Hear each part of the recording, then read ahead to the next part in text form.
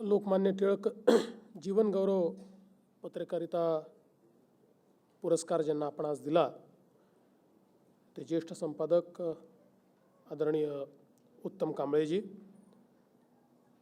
विभागाच्या सचिव श्रीमती मनीषा म्हैसकर, संचालक श्री शिवाजीराव मानकर, श्री भुजबळ, या ठिकाणी उपस्थित सर्व ज्येष्ठ पत्रकार, परीक्षक मंडळ, पुरस्कार प्राप्त सर्व पत्रकार बंधू भगिनी आणि त्यांचे कुटुंबीय भगिनी आणि बंधूंनो,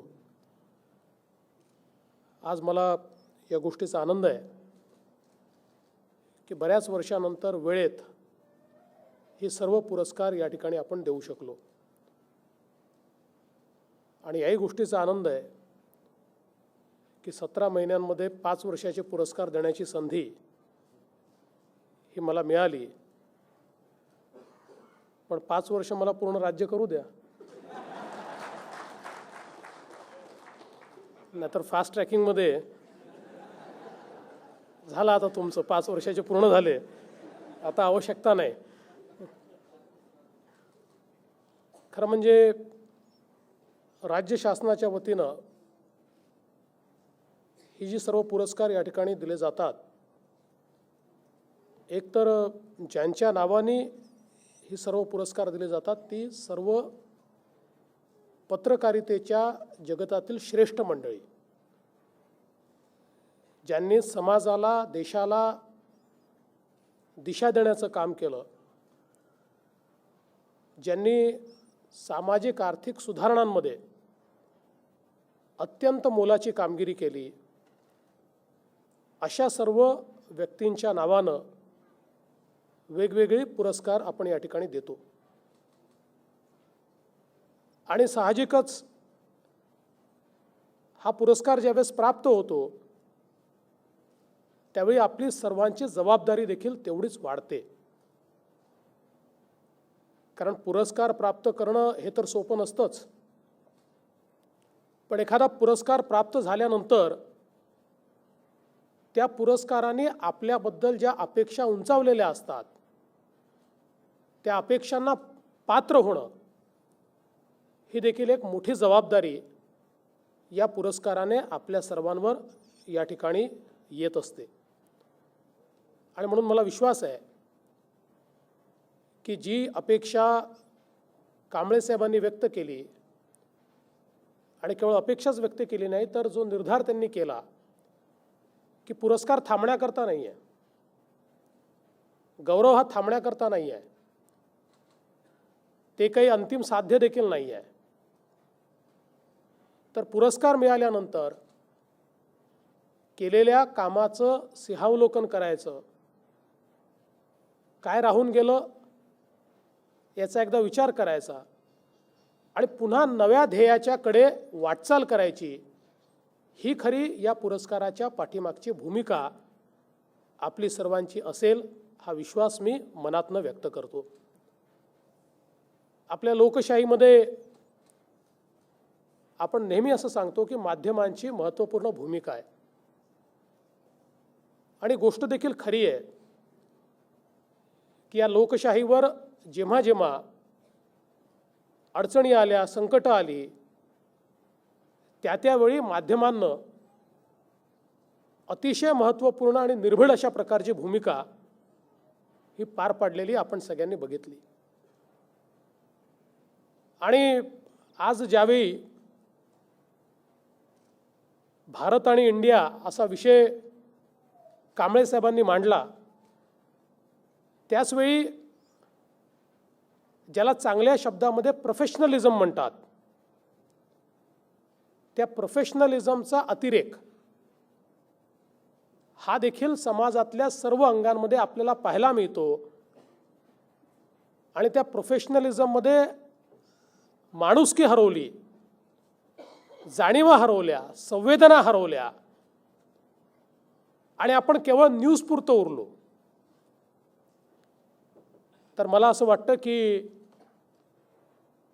कदाचित प्रसिद्धी मिळेल, पण त्या प्रसिद्धीचा जो परिणाम आपल्याला साधायचा आहे तो परिणाम साधता येणार नाही. आज 35 वर्षाच्या पत्रकारितेनंतर उत्तम कांबळे साहेबांना ज्यावेळेस मागे वळून पाहिल्यानंतर हे समाधान वाटतं की चेहरे नसलेल्यांना चेहरा देण्याचा मी प्रयत्न करू शकलो, ज्यांना ओळख नव्हती त्यांना ओळख मी देऊ शकलो. मला असं वाटतं की ही भावना कुठल्याही पुरस्कारापेक्षा मोठी आहे. आणि पुरस्कार मिळाला काय आणि नाही मिळाला काय, ज्यावेळी माणसाला ही भावना होते की माझ्या कामामुळे कोणाच्या तरी जीवनामध्ये मी परिवर्तन करू शकलो, ते 100 आहे का 1 आहे हे महत्त्वाचं नाही आहे. एकाही व्यक्तीच्या जीवनात जर सकारात्मक परिवर्तन मी केलं तर मला असं वाटतं की तो ईश्वराने दिलेला सगळ्यात मोठा पुरस्कार आपण समजला पाहिजे. आणि म्हणून आज हा जीवन गौरव पुरस्कार उत्तम कांबळेंसारख्या एका व्यक्तीला आपण देऊ शकलो.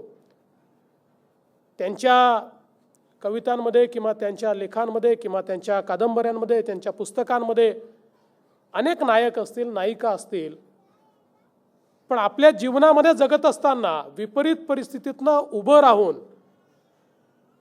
संघर्षातनं समाजाला मार्गदर्शन करण्यापर्यंत जी काही त्यांची वाटचाल आहे ही कुठल्याही नायकापेक्षा कमी नाही. आणि मला असं वाटतं की समाजाला अशाच नायकांची आवश्यकता आहे की ज्यांच्याकडे पाहिल्यानंतर आपल्याला हे वाटेल की समाजामध्ये जगण्याकरता अजून खूप काही आहे. आणि अशा एका व्यक्तीला हा पुरस्कार आपण या ठिकाणी देऊ शकलो, मला याचा खरोखर आनंद आहे. मी परीक्षकांचं दुसऱ्या गोष्टीकरता देखील अभिनंदन करीन. या पुरस्काराकरता तर आपण कुठलेही अर्ज वगैरेही मागवत नाही, पण जे दुसरे पुरस्कार आहेत त्याच्यामध्ये आपण त्या संदर्भात प्रवेशिका मागवतो. आणि उदयजींनी सांगितलं की खूप मोठ्या प्रमाणात त्यांच्यासमोर प्रश्न होता. पण आज मी देखील ज्यावेळेस एक एक पुरस्कार बघत होतो, ज्यांना पुरस्कार मिळाला आहे त्यांचं काम बघत होतो, मला आनंद वाटला की आमच्या परीक्षक मंडळाने वेगवेगळ्या भागातनं लोक शोधून काढले की खरोखर ज्यांनी त्या त्या क्षेत्रामध्ये उत्तम काम केलं आहे. आणि मला असं वाटतं की हे देखील अत्यंत महत्त्वाचं आहे. मनीषा असं म्हणाल्या की रिकग्निशन, प्रत्येकाला असं वाटतं की काही मोबदला नको असतो. मोबदला हा काही मोठी गोष्ट नसते. एवढी मेहनत केली आहे, एवढं काम केलं आहे, ते किमान रिकग्नाइज झालं पाहिजे. आणि मला असं वाटतं की हा जो सोहळा आहे हा सोहळा पुरस्कारापेक्षा रिकग्निशनचा सोहळा आहे, नोंद घेण्याचा सोहळा आहे की होय समाजाला हे माहिती आहे की तुम्ही समाजाकरता चांगलं काम करतात आणि समाजाला त्याचा आनंद आहे आणि समाज तुमच्या पाठीशी उभा आहे. हे समाजाच्या वतीनं शासन या पुरस्काराच्या माध्यमातून करण्याचा प्रयत्न करते. मला असं वाटतं की आज ज्यावेळी अनेक समस्यांच्या डोंगरातनं वाटचाल करत आपला देश पुढे चालला आहे, एकीकडे समस्या आहेत आणि कांबळे साहेब म्हणाले तसं बघितलं तर अंधार दिसतो, पण दुसरीकडे उजेड देखील मोठ्या प्रमाणात दिसतो. लोक म्हणतात समाजात प्रेरणा कोणाकडनं घ्यायची.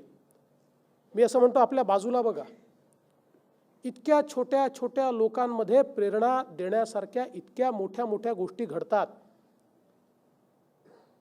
छोटी छोटी माणसं इतकी मोठी मोठी दीपस्तंभासारखी कामं करताना समाजात दिसतात. खरं म्हणजे यांना जर चेहरा दिला तरच समाज हा परिवर्तित होऊ शकतो असं माझं मत आहे. आणि म्हणून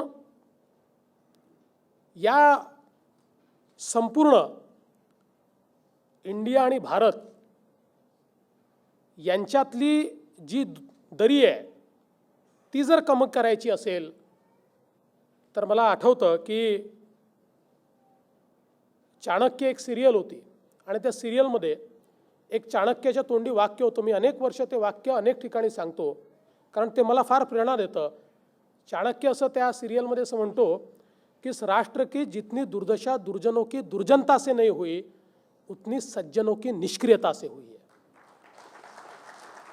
आणि म्हणून समाजाचं वास्तव हे आहे की समाजामध्ये सज्जन शक्ती मोठी आहे, चांगली माणसं जास्त आहे, पण जी वाईट प्रवृत्ती आहे त्या वाईट प्रवृत्तीचा आविष्कार हा मोठा दिसतो, त्यांचा प्रादुर्भाव हा मोठा दिसतो।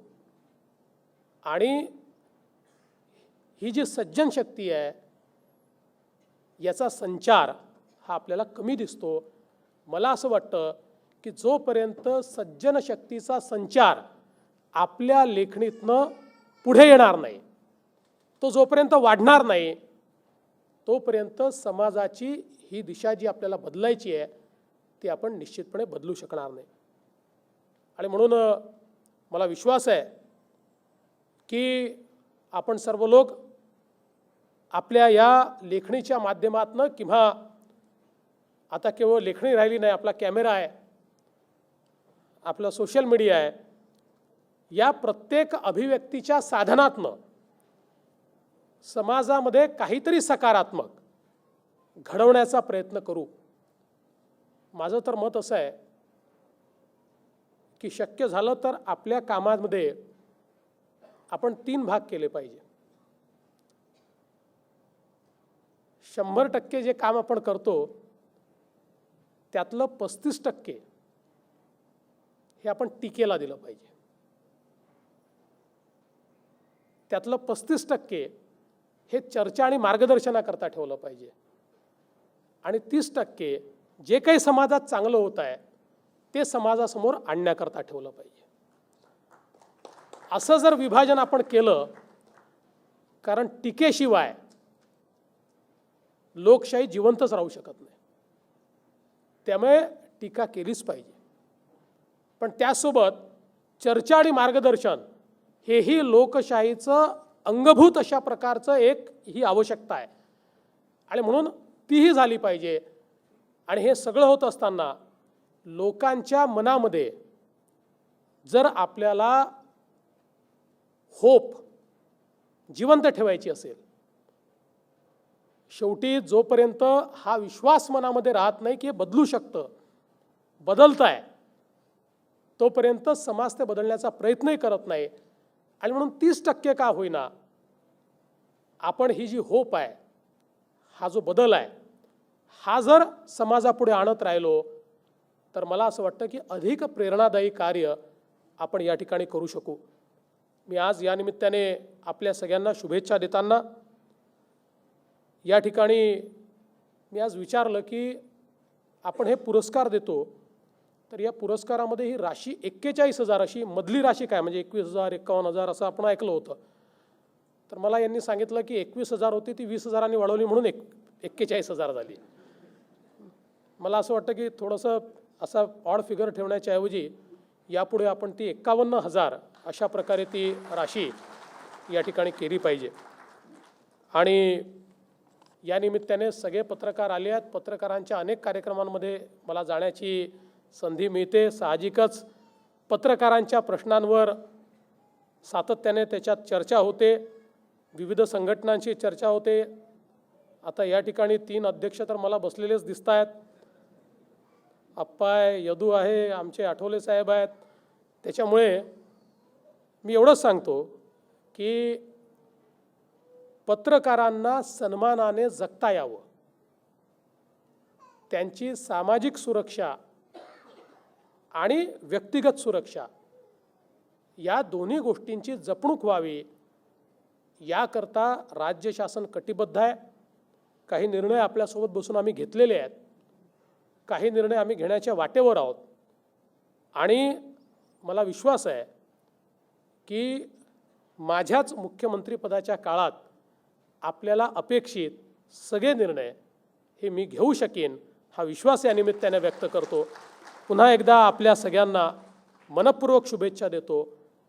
आमच्या माहिती संचालनालयाला मनपूर्वक त्यांचं अभिनंदन करतो, आभार मानतो की भूतकाळातले पुरस्कार नाही तर वर्तमान काळातले पुरस्कार देण्याची संधी त्यांनी मला दिली आणि यापुढेही देतील, हा विश्वास व्यक्त करून माझं बोलणं संपवतो। धन्यवाद। जय हिंद, जय महाराष्ट्र।